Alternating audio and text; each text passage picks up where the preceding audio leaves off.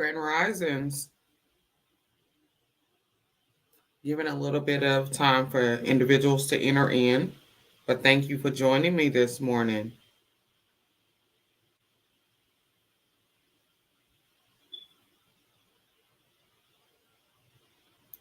Open the eyes to my heart, Lord. Open the eyes to my heart. I want to see you. I want to see you. Open the eyes to my heart, Lord. Open the eyes to my heart. I want to see you. I want to see you. Open the eyes to my heart, Lord. Open the eyes to my heart. I want to see you. I want to see you. Open the eyes to my heart, Lord. Open the eyes to my heart. I want to see you. Come on, y'all. I want to see you.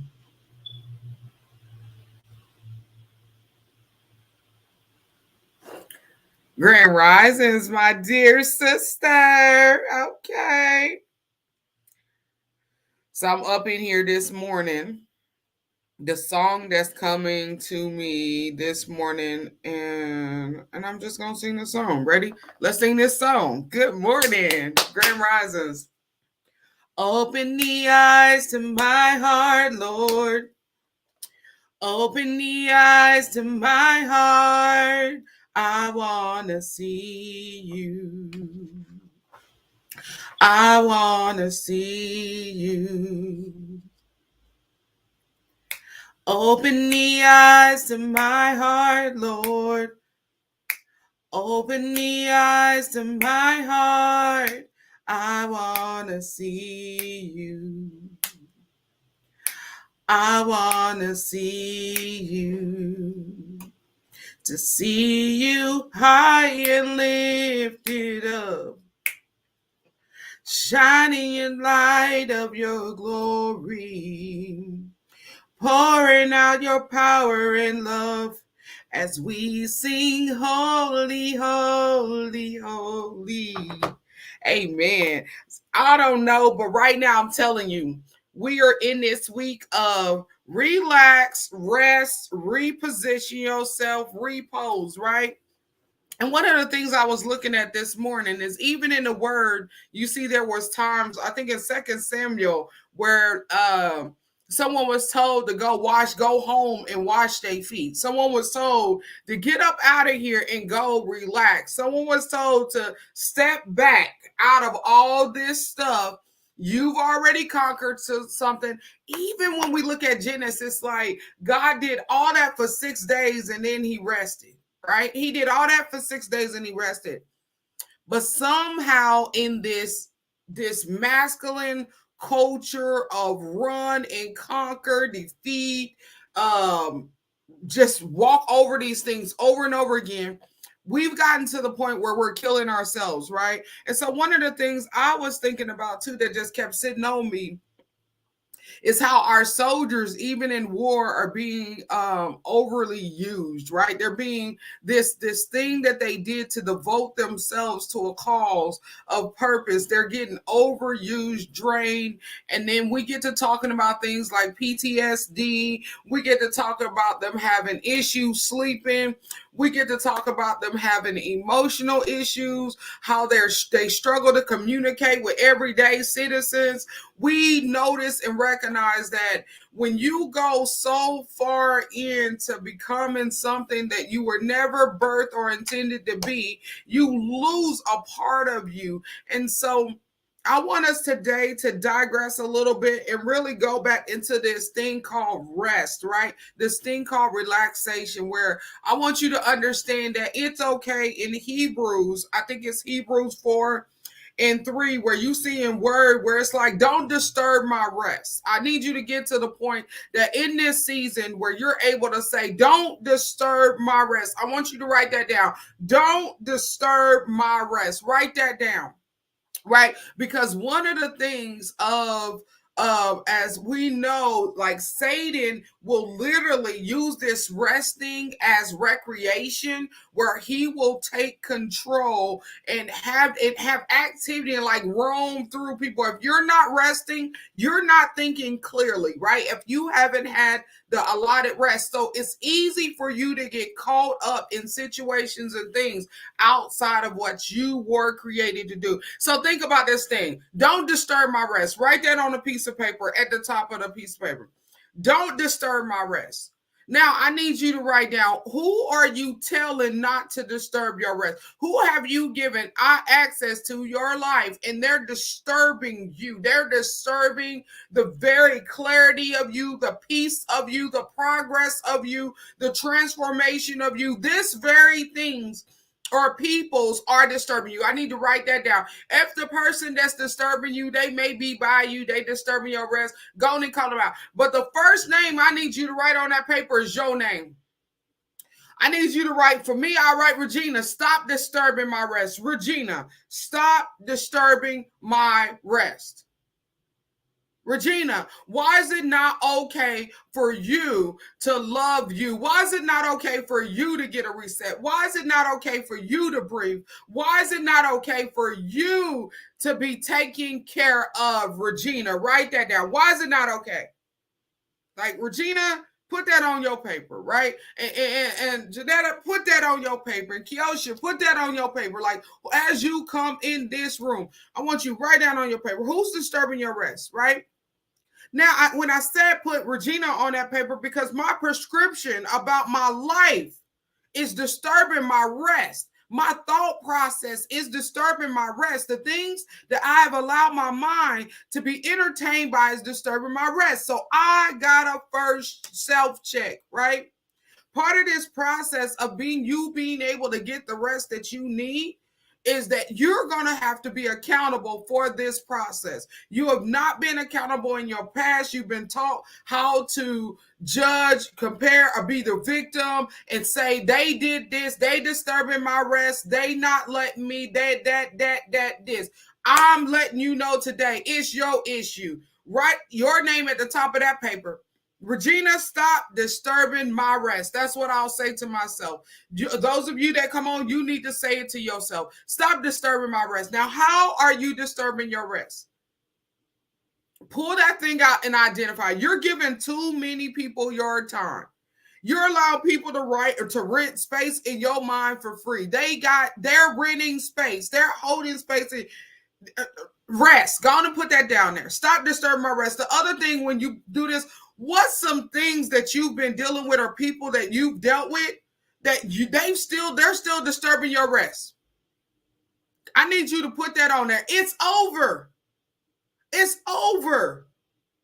How are you thinking about these people or this situation? Why is it that you can't take the blessings out of the lessons? Why is it? The part of stepology is that I look at that I've already been taking steps. I've already failed so many times, or I've gained so much access. What has worked for me and what didn't work for me, let it go. The marriage failed. Stop lingering on the failure of the marriage. What lessons did you learn from that person or that marriage or that relationship? Clearly define these things, because that is what's going to bring you rest. The part of the failure, using this failure word, using the cheating word, all these different things that I spent 10 years of my life. That's not giving you rest. What did you learn in those 10 years? What experiences did you have in those 10 years? Maybe you went to Six Flags and you all had an amazing time at Six Flags. Maybe it was the wedding day. Maybe it was the birth of the children. Maybe it was the building and designing of the house. Whatever it is, Maybe, but you already know those miserable things, those pointless things that are bringing death to you and destruction to you, and they're weighing you down. So I need you to do as the Bible said. It said, think on those things which are what? Which are what? Which are what? So why are you thinking on the opposite of that, and you are allowing yourself to remember, right? Mary J. Blige, Whirly, right? She said, I remember, let's take the time tonight, reminisce also, right? She was not reminiscing on the wrong things, and that's a secular song, but she was reminiscing on the goodness of that relationship. So I want you all, right, when we talk about relaxing, resting, Regina, let me rest. Nicole, Grand Rises, let me rest. What do you need to let go of that you're not allowing yourself to gain rest from? You got to speak this out. This is not my responsibility. Your rest is not my responsibility. It's your responsibility. So I need you to say to whatever those things, don't disturb my rest. Having false expectations for our children disturbs our rest. We take their childhoods away from them experiencing life away from them, because we went through and did our shenanigans, and our perspective of their lives has been ruined because of what we went through. Come on, Regina, don't disturb my rest with this mess. Go and write that somewhere. Don't disturb my rest with this mess. Your attitude. What is your attitude about life and about people? You need to say to yourself, Regina, Kiosha, like, I need y'all to get this out here. Nicole, put this down. What's disturbing your rest? Identify it. In your workplace. In your workplace, what's disturbing your rest in the workplace? Because I'm telling you, God set it up for you to be able to walk this life, talk this. We are resting and safe in his arms. And so there's another level to how we walk, talk, move, create. When I'm at rest, I create at a heightened level. I see at a heightened level. I experience life through a heightened level. When I'm not rest, I want to ask you all this question. If you are allowing yourself to operate in a state of heightened panic all the time, do you trust what God said to you? Do you trust the promises that he laid out? Because that's a formation of questioning. That's a formation of doubt. Before he ever even talked about rest, he talked about faith. Do you really have faith? Because if I have faith, think about it. When you get into a marriage with the right person, for a woman to be covered in a marriage and see her husband really as her covering. If you've ever seen marriages where the wife really seen and was safe in that marriage, there was not no competing, no comparison. She knew that this man was the man, her man. She knew that he had it, he could work it out. You watch. There's a resting process that takes place publicly and privately. You watch how she's able to just lean into him, right? She's not competing with him. She's not having to show up and pretend with him. She's able to authentically be herself with him. And you watch that there's an uncovering that happens and a growing that happens when these two become one and they lean into each other. So the question is, do you trust God? Do you trust God? Because he can't use you dead. Even in 2 Samuel, I want y'all to go to 2 Samuel 11 sometime. I need you to read through that, because think about this. If you wore out, how can God use you? If you wore out, how he's called you to great exploits. I'm telling you today, as I speak to you today, God is calling you to great exploits. He's calling you to do mighty works. I don't know if you want to accept that or if you don't want to accept it, but I'm saying to you today, I'm looking in the camera and I'm saying to you, you are called to great exploits. Kiosha, you are called to great exploits. Today, you are called to great exploits. Nicole, you are called to great exploits. And think about this. If there's no rest, there will never be progress. If there is no rest, there will never be progress. The person that sits in their house and sleeps all day does not mean that person's at rest. That person's mind can be filled with a whole bunch of clutter and issues. They could be having pain in their body again from all this substance that's built up in their mind because they're not casting their cares and worries upon the Lord. So they got this buildup of clutter in their mind. There's not a clear filter. They're operating wearing the wrong prescription. And so the body is malfunctioning and they can't move. They may be at a point where they are dealing with depression, right? And they're being broken down. And this is laziness. The word talks about laziness. Rest is intentionality. Rest is intentionality.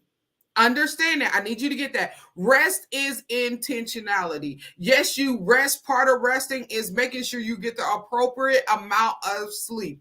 Part of resting is making sure that you're doing self-care, healing work. You're tending to you. I love the part, even when I look at Esther, as Esther is going through the process before she's being presented to the king. There's a thing that, like aroma that is on her, right? Practices that are transform her, because when she, as his queen, comes into the presence of her king, he must find rest in her. She must find favor with him. Rest will bring you and reveal favor to you. Do you understand me? If someone walked in the building and their hair was scattered everywhere and they were whooping on themselves and they were bent over, walking like they were halfway about to bend over and die, you would not find rest in the presence of that person. You would begin to try to work to fix, solve, transition, heal this person that came before you. So imagine if that type of woman would have came before the king. But no, as Esther comes, she's coming and she's been cleaned up. Not only is she cleaned up and groomed, she looks good. Not only does she look good, but she smells good. Have you ever seen a person come back from vacation and it's a whole new glow on them? Come on. I'm talking about their energy is lifted. I'm talking about when they report back into the job, they come back in ready to kill it. If they really rested on vacation. You can tell there's a shifting that happens. Come on. Most of us come back, our hair done, nails done, everything did, right? We come back, we got a little extra switch and a little titch. Are y'all getting what I'm saying? When you come back from some good rest, when you come back from the presence of some good loving, come on. Have you ever loved on yourself at such a deep level that everybody looking at you like, girl, what you got going on?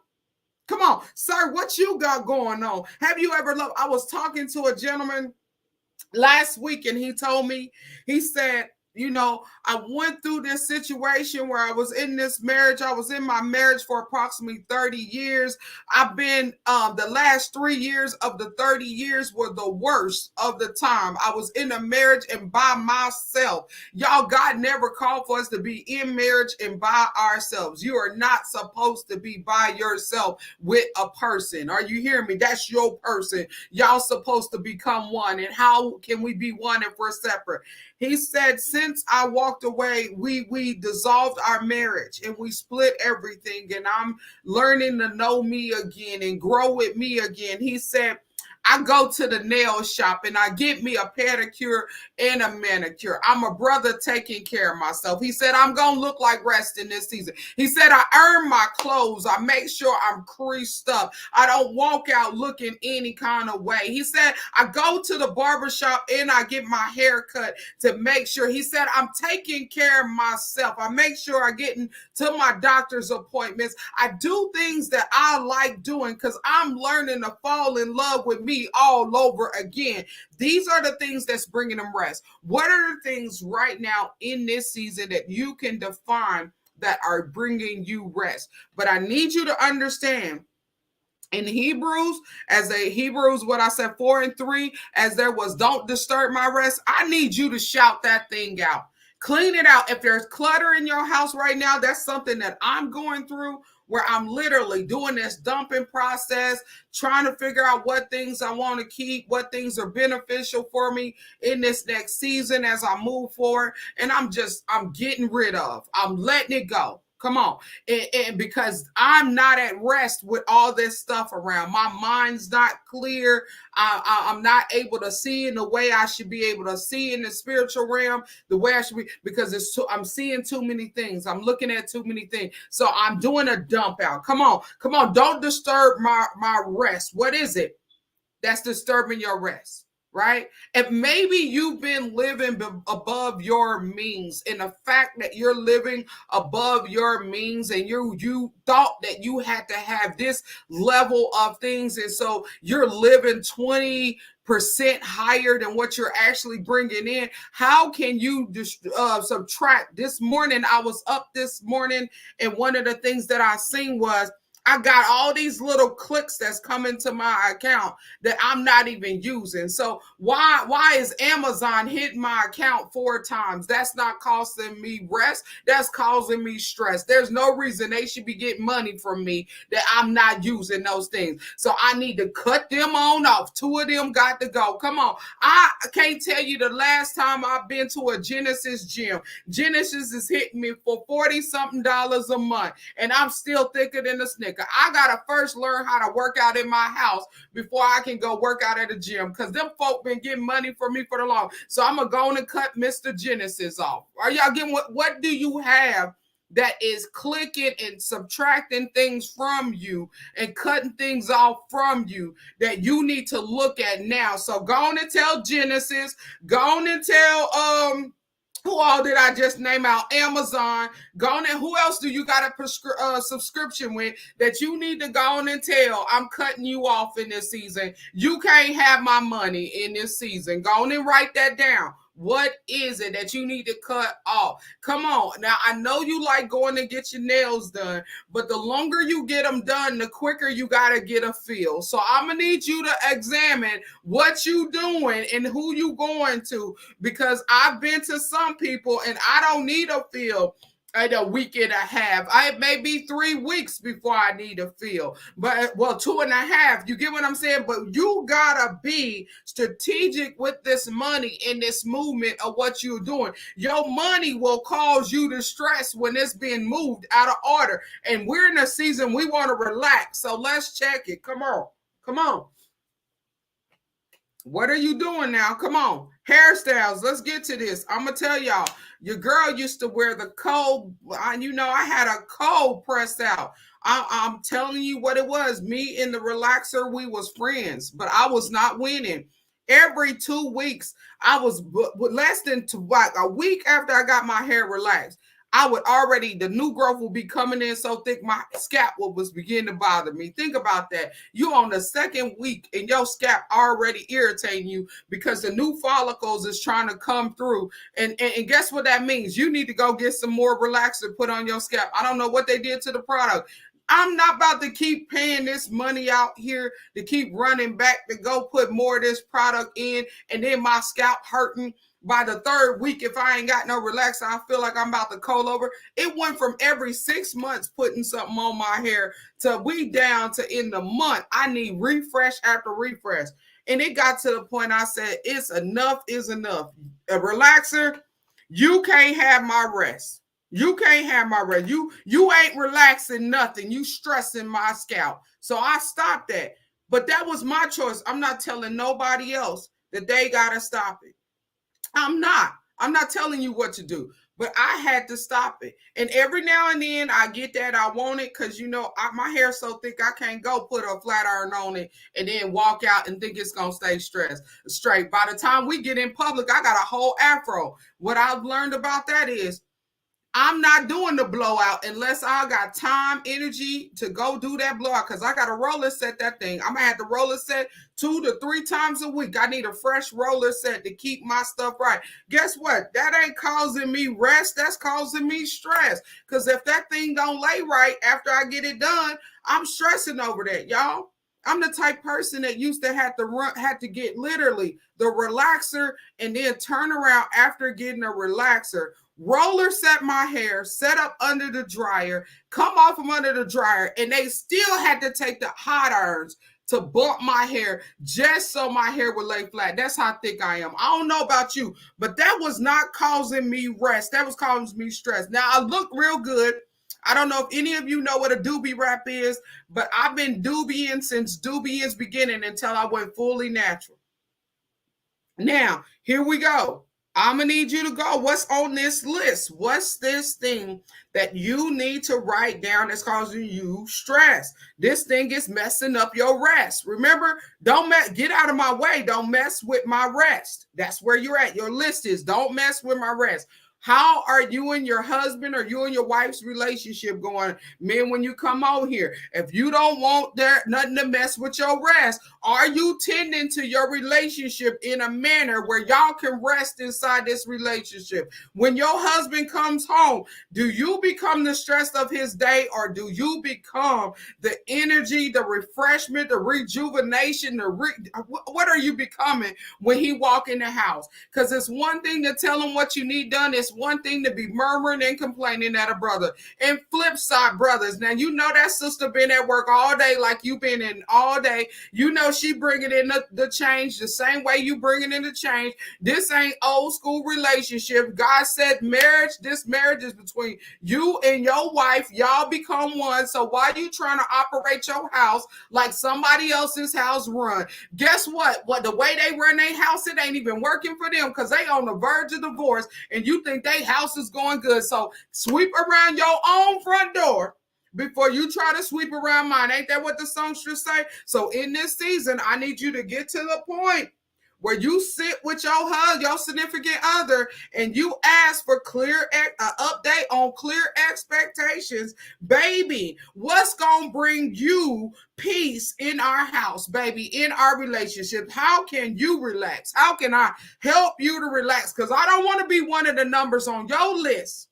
I don't want to be one of the numbers on your list that's telling me that don't mess with your rest. I don't want to be that. I want to be the one on the list that when you list me, you see peace, baby. Come on. I need y'all to get to that point that in your relationship, when they see you, they see peace. When they see you, they see substance. Come on. Run and tell that today. Run and tell that today. What type of woman or man are you that in connection to your boo? Are you the rest? Are you the peace, or are you the chaos, confusion, bitterness? Come on, I need you to get it right on today. Now, come on. So in that, saying that, in that relationship, you not only need to ask them, but you need to tell what you need too. This ain't one-sided.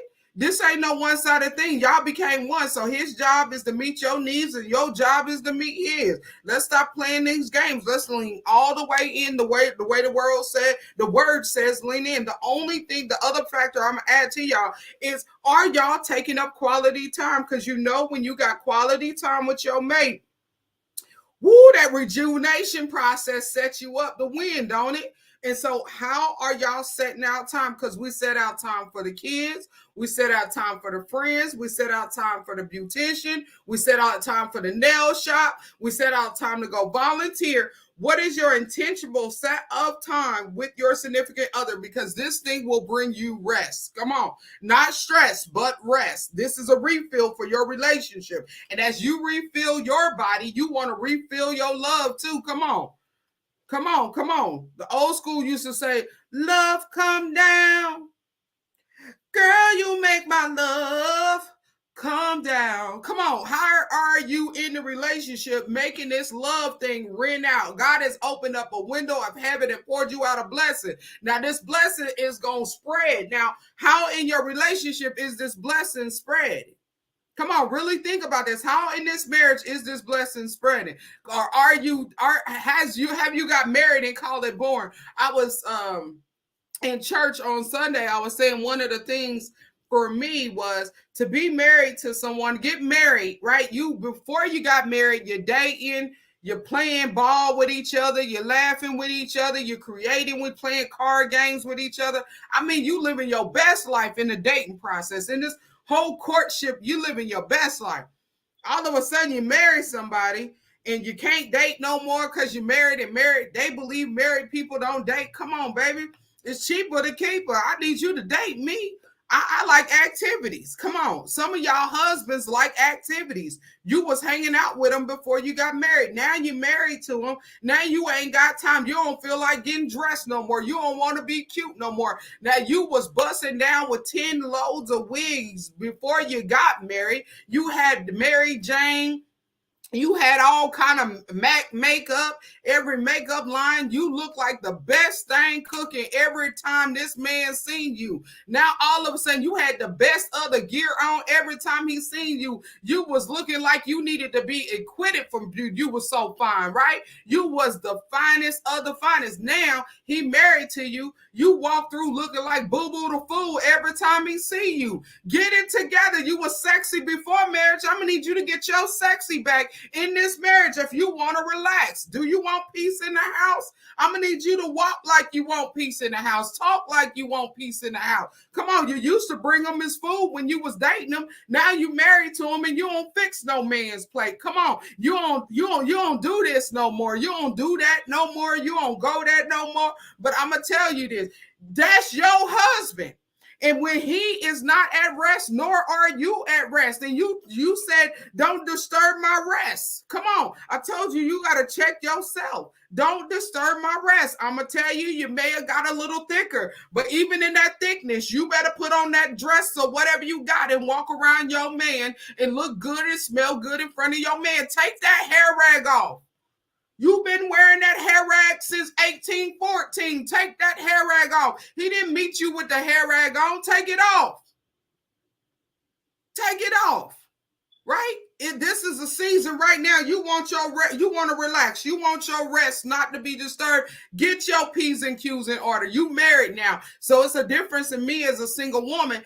I, as a single woman, got to take care of me and the things of God. But you, as a married woman, you not only your rest is connected to your husband as well. Not only connected to your husband, it's connected to them kids. But let's go on and roll this down.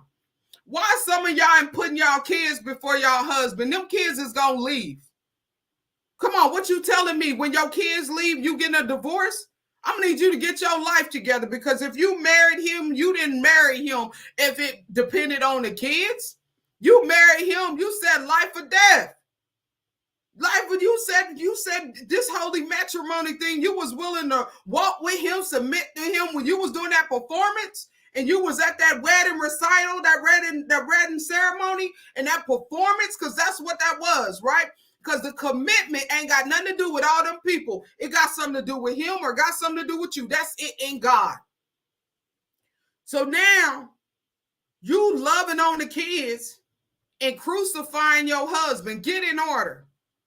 You want to teach him. You want to reprimand him. You want to belittle him. You want to tell everybody what he did wrong, but you don't want to tell nobody how your kids acting a fool. You don't want to tell them how they acting a fool in school, how they disrespect. But your husband, all his business is out in the public. Get your life back. You want your rest? Watch your mouth.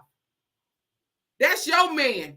When you talk about him publicly, you talking about you. Get your life back.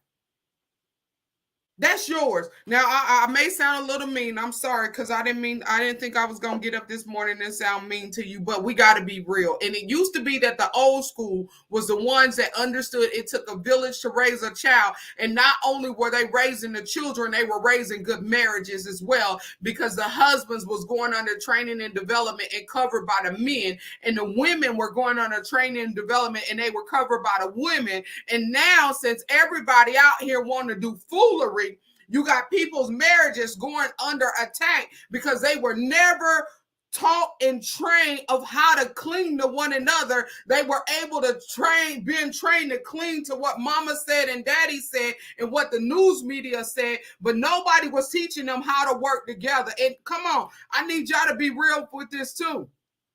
You stressing over how your kids raising their kids, but for instance, the beginning of time, there's never just been two parents raising kids together. Community, I need y'all to stop it.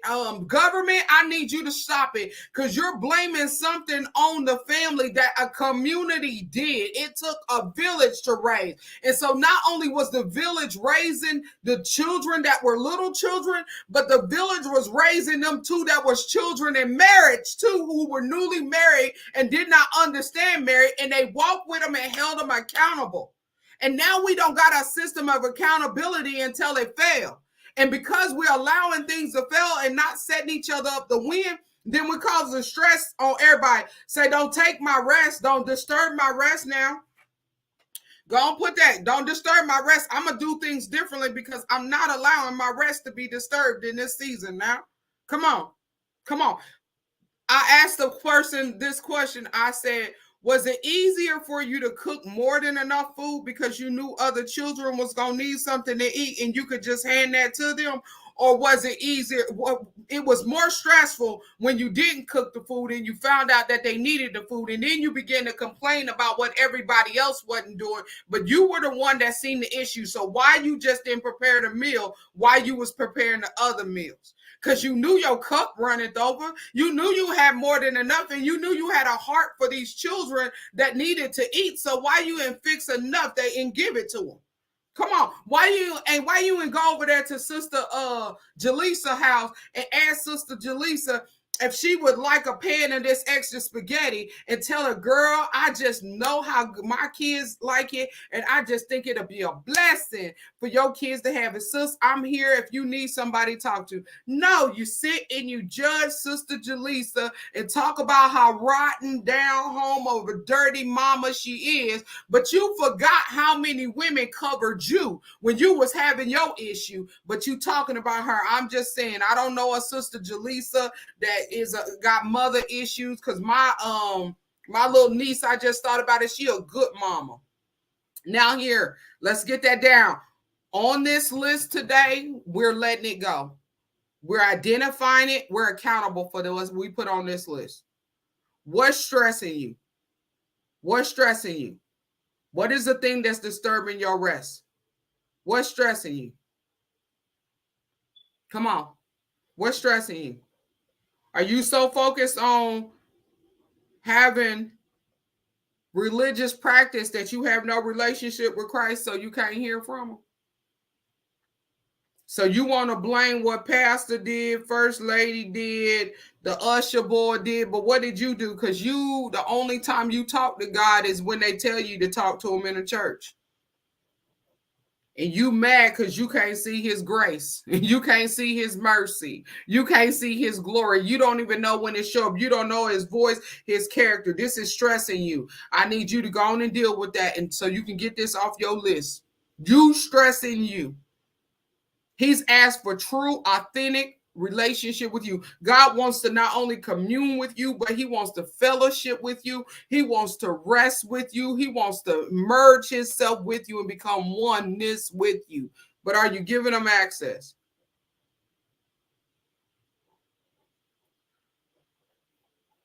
Is your health on that list?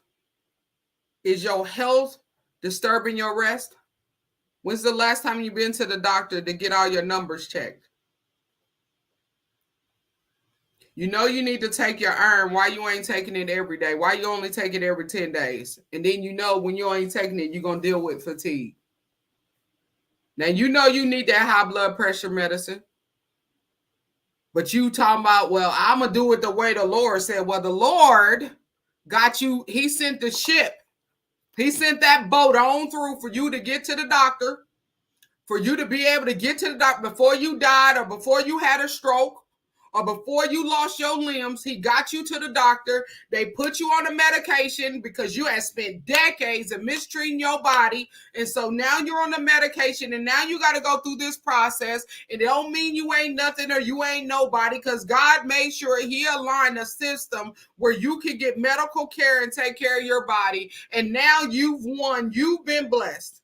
You ain't dead. You blessed. So take your medicine on time.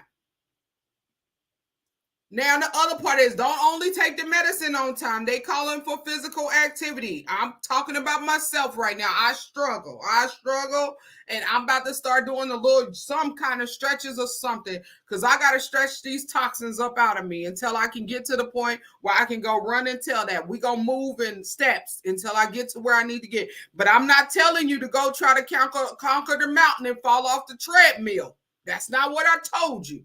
I told you we're going to take steps. So you can wake up every day and do some stretching for right now. Stretch before you go to sleep. If you can remove yourself from them soda cans right now, that soda is disturbing your rest. How many of you drinking tens of thousands of sodas a day? You overload on, it's disturbing your, not drinking enough water is disturbing your rest. Overeating them cookie cakes and pies is destroying your rest. I need you to get this with me. Come on. You identify, God put a process in place, and either you're going to follow the process or either you're going to have to go through another way, and it's going to disturb your rest. Are you tired of your rest being disturbed? Stop settling in relationships. Come on, you so badly need to be in a relationship because somebody else in a relationship. They got the relationship. When it's time for you to be in one, you're going to be in one. Stop disturbing yourself about relationship. Now, the other part is make sure that you look like you want a relationship when you walk out the house. Now, no man wants to pick up somebody that got on the same do-rag that he got on when he walk out in public and he see you. No man, and that's what your little bonnet is. It's a whole do-rag. I'm not talking about the bonnet people, but I get on my daughters about the whole bonnet thing. If you're gonna wrap your hair in a cord cloth and you're gonna wrap it right. Don't be talking about you put it on and you still look like you got a do-rag on when you put it on. Come on, he need to see more than your jogging pants. You've been wearing jogging pants since you was in elementary school. It's time for you to come out of jogging pants. Maybe the husband that's called to be with you don't want a jogging pants, girl. Come on. I'm going to need you to get it. And brothers, I'm going to tell you something. I was watching something the other day and I was kind of laughing. Don't come in front of me and got on jeans with no pockets on the back. I'm laughing about that. Don't come at me like that. Me too. I can't stand, girl, I can't stand it. I can't stand these whole, me and my daughters, I got a daughter that got locks that come all the way down almost to her little butt. And this girl will still put her hair rag on. I understand now because she work in a plant. Part of her agricultural work, she works with a lot of flour. So she be trying to make sure she don't, and she wear a hard hat. So she be trying to make sure. But when she was living in Topeka, I'm like, why is you so cute and running around here looking like you the hidden Shrek? Don't do that. Get up and look like something. The other fact, I'm going to tell you to smell like something. People like people that smell like something. Smell is something that's a blessing. Don't walk out here smelling like E.T. phone home for no apparent reason at all. You are not an alien. You are a human being, sister. Smell like a dream. Come on. I want us to get it together. We really got to think about it. The other part is your mouth disturbing your rest? Is your mouth disturbing your rest? That's real talk. Is your mouth disturbing your rest? What you got going on? What you saying? Grand Risings, First Lady. What you got going on? What is you saying? What's coming out of your mouth? Is your mouth disturbing your rest? I told you to put on that list. Write that list down. Stop disturbing my rest. Identify that thing. What's that thing that's disturbing your rest? You need to put it on the list. One of the things is my mouth. Is your mouth disturbing your rest? What are you speaking out of your mouth? What are you saying? I told y'all years ago when I was married, when I got a divorce, I literally, actually before the divorce, when I left, I was tired. I'm gonna tell y'all, I didn't know. The old heads hadn't taught me how to fight in marriage. They didn't teach me how to do that thing. They didn't teach me like where you just go in and pray for him, baby. Go in and pray for him. They didn't teach me that I got to be extra nice when he being extra sour. I didn't get all them teachings, right? I got the hood teaching. You try me, I get you. You know, I didn't understand that I didn't have to do retaliation in marriage. And I was hurting so bad, y'all. I was done. And so what I'll tell y'all is that what ends up happening is I remember this man saying to me, you were scared. You were scared. And the reason I know why he used the words I was scared, because I was scared of myself. I left my marriage. When I left my marriage, yeah, there was some cheating. There was all kind of stuff going on. But I left my marriage because I was scared I was going to kill my man. I left my marriage because I was scared I was going to kill my man. Where's that coming from? The words that people had spoken over me in my past. And if I do it, I believe what they said or what they hadn't said. A woman prophesied to me when I was in Job Corps years back. And she prophesied to me and she told me, she said, you're going to kill your first husband. And when I got to getting mad at that man, that was the main thing I was remembering. This woman telling me I was going to kill. And I said, Satan, I rebuke you in the name of Jesus. I will not kill my first husband. I will leave my first husband before I kill my first husband. Are you getting what I'm saying? And so I left even when I didn't want to go. I got up and I left because I kept seeing and I kept hearing that I was going to kill this man.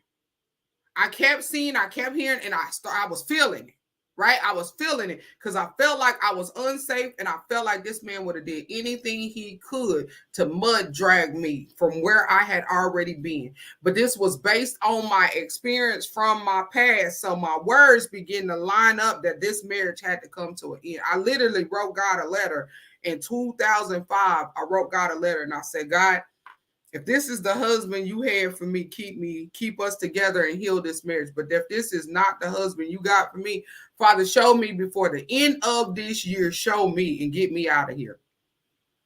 By October of 2005, I had found out he had actually left our house. He walked out our house. And he said he was at a men's retreat and he was spending time with the Lord. Y'all, he was not spending no time with the Lord. He was spending the time with the cutie with the booty. Are you getting what I'm saying? But he was using the Lord on everything because he knew his wife was going to study the word and she knew the word. So he was using the word against me. And so I remember when he left me with them kids and he said he was at a retreat. And I remember going to see clients when I found out he was not at retreat. He was over there at the swap meet. No. He was over there with that sister laid up. You get what I'm saying? And I remember him telling me he wanted to work on our marriage that day and he wanted to get back together and he was going to do everything he could. But y'all, all I could remember was that woman telling me I was going to kill my husband.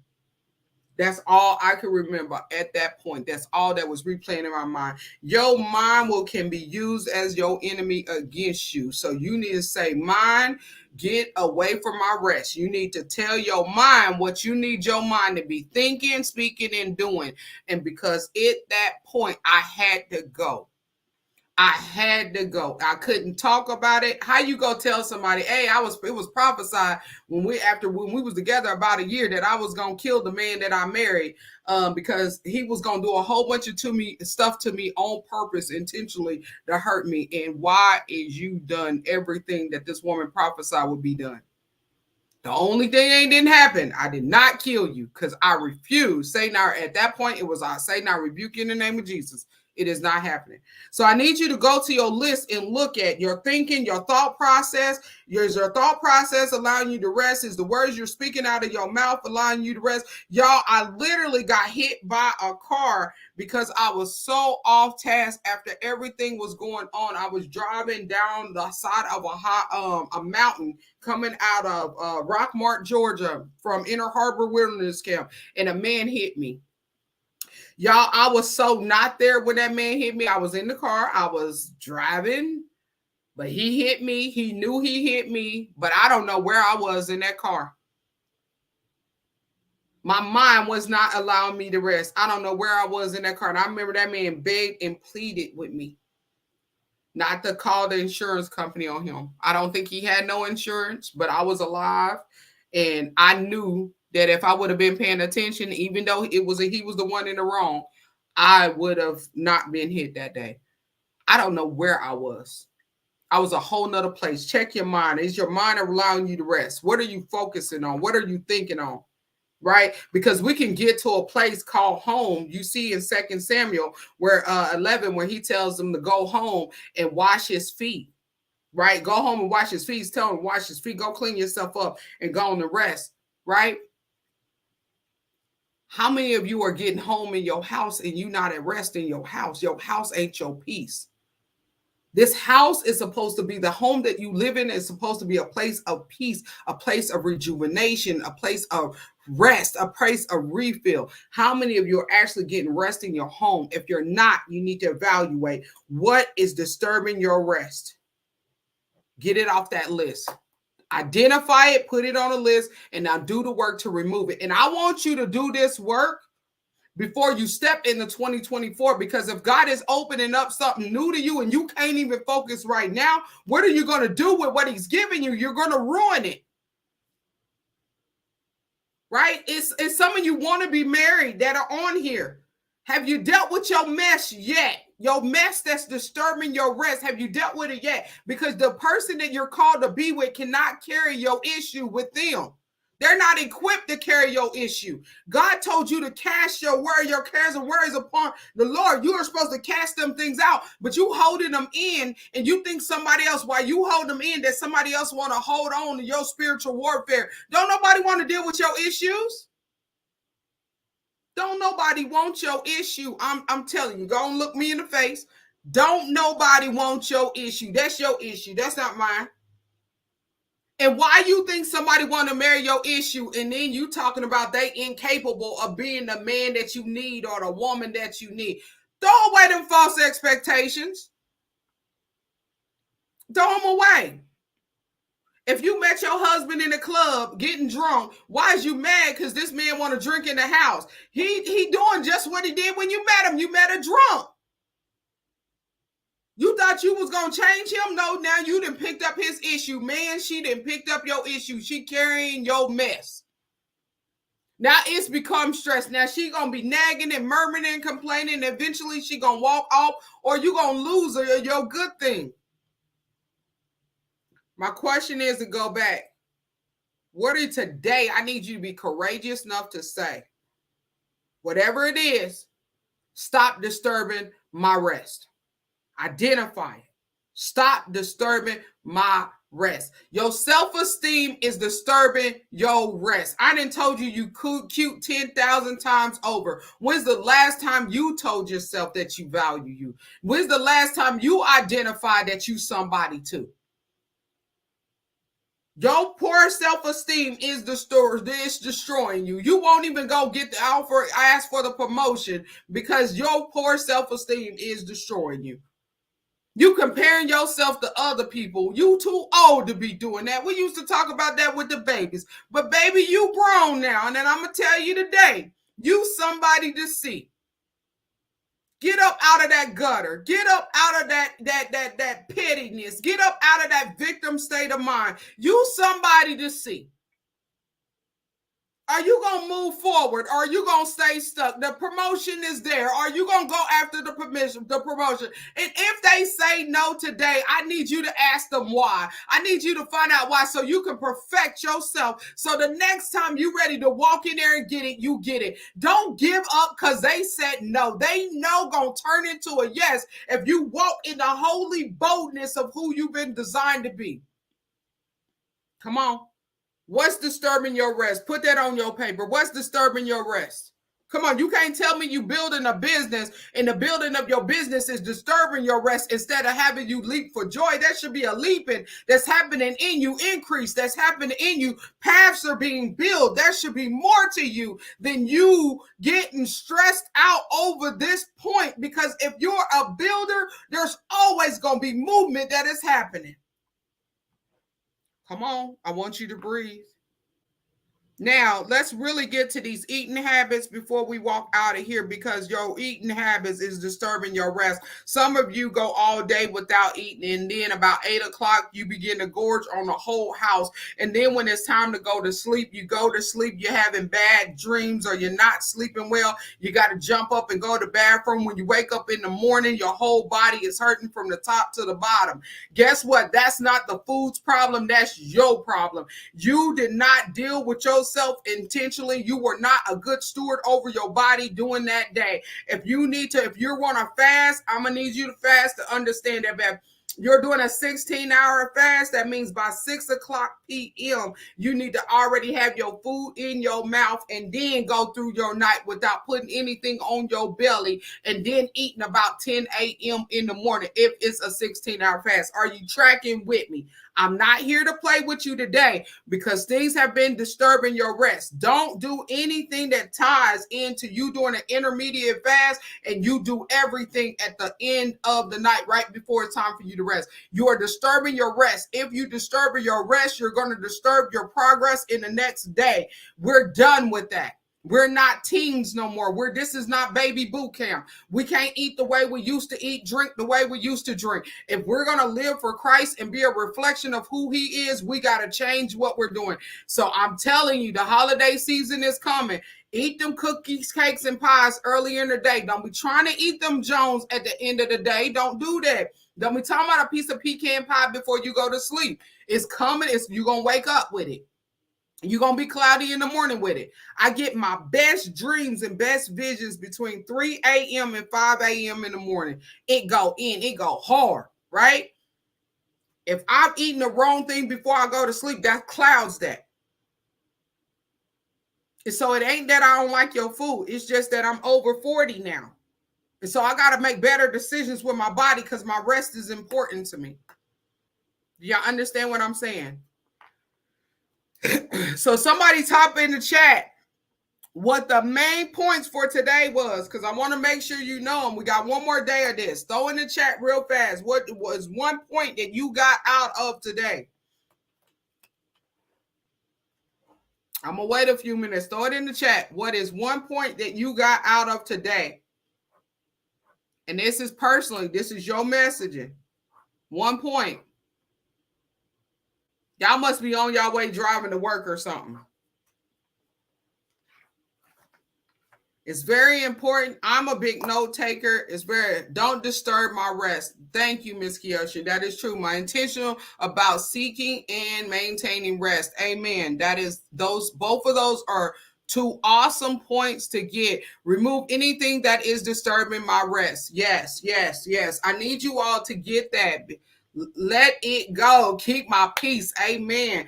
I'm telling you, boundaries. Come on. Our boundaries in this season have to be clear. Ladies, we are being catapulted forward. We are being intentional with me and my rest. We are being catapulted forward. Are y'all hearing me? We are somebody to see. God wants to use us intentionally. He loves us so much that he don't want us to be destroyed. And so he said, I told y'all, I stepped into 5780. That was right before 2020 happened. And God was saying to me, rest in the process of progress. I need you all to understand. He didn't tell me it was going to be pretty. Rest in the process of progress. There's nothing about that saying it's going to be pretty. It's a reminder to affirm to me that changes are about to happen. Things are about to be shaken up, but I still need you to stay in a state of resting as you're moving, because you're moving. And I say to each and every one of you, you are moving. Your life is shifting. You are not even where you were. If we even calculate back to the beginning of last year, your life is shifting, but you got to get this stuff off your chest because it's messing up your rest. And if where you're going, people are going to look for you to be peace. I was in a room doing a training with leaders yesterday. I actually got the surveys back, the responses to surveys back.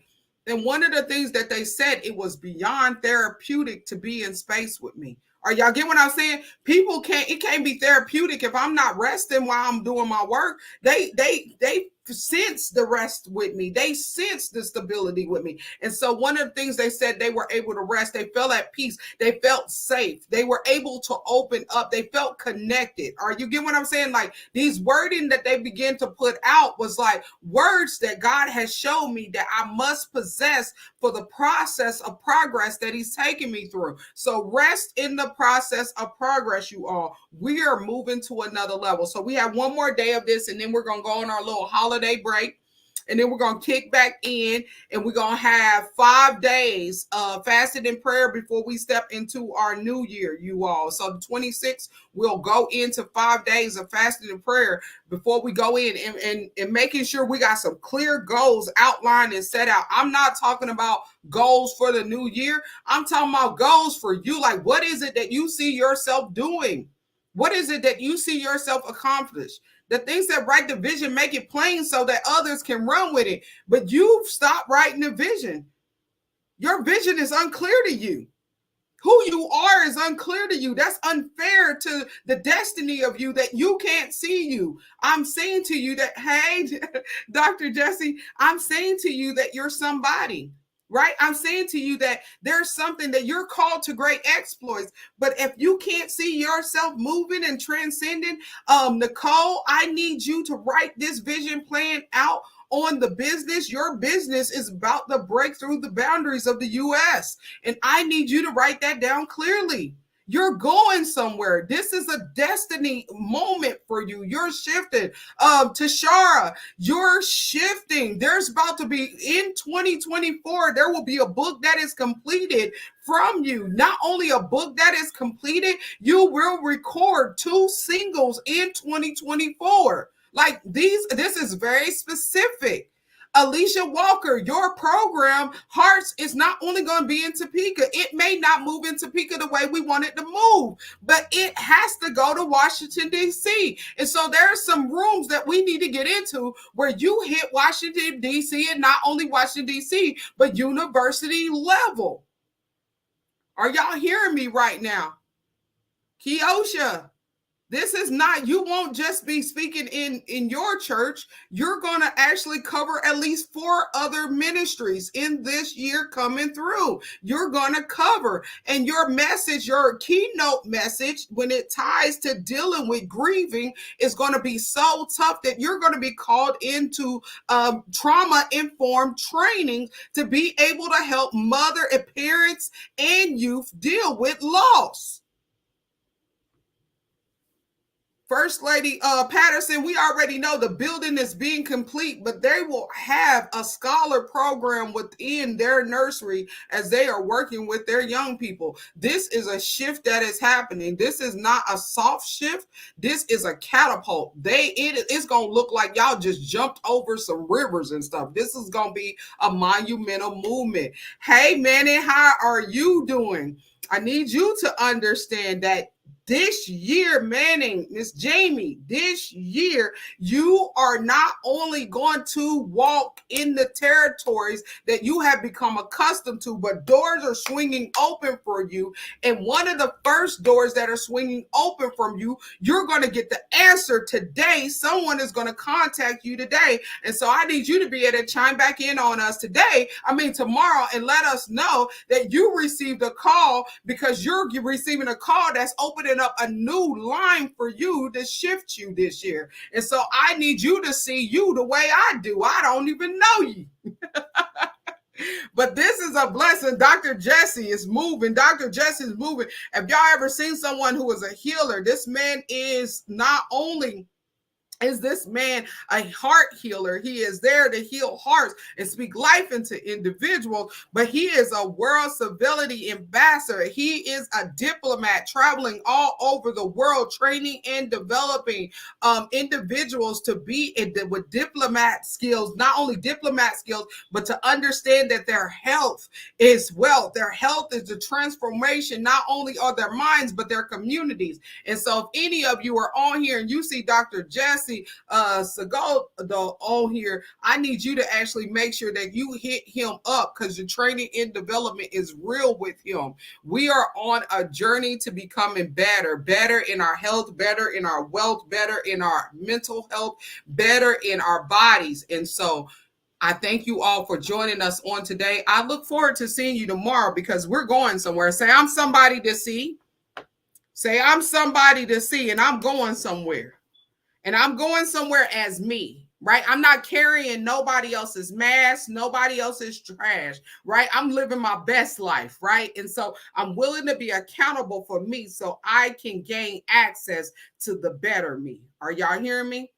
This is an improvement. I love you all, and I thank you for joining us here on Kingdom Lessons, Release Blessings. We'll be back at it again at 7:30 a.m. tomorrow. You all as well, let me give you a couple hits as well.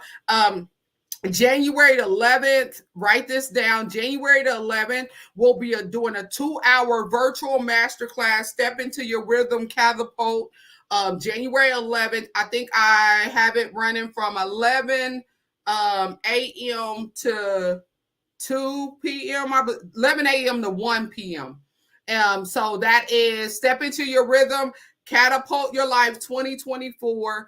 That will happen the 11th. Remember, we have prayer for in the city tomorrow. If you are here locally, we'll be praying at noon at 1244 Southeast Republican. And we have a couple new things that'll be coming up in 2024. And so I want to shift it so that we can be virtual and we can be in person. I'm looking at us actually going into having our first Step into Your Rhythm conference. The master classes we've been doing, they've been excellent, but I think it's time that we shift ourselves forward and we bring in the masses. Right now, we've been very intimate, and I want us to bring in where we have breakout sessions and workshops that we divide into, where you get more quality time with the speakers of the hour. I love you all, and please know you are somebody to see. Thank you for loving and holding space with me. Amen.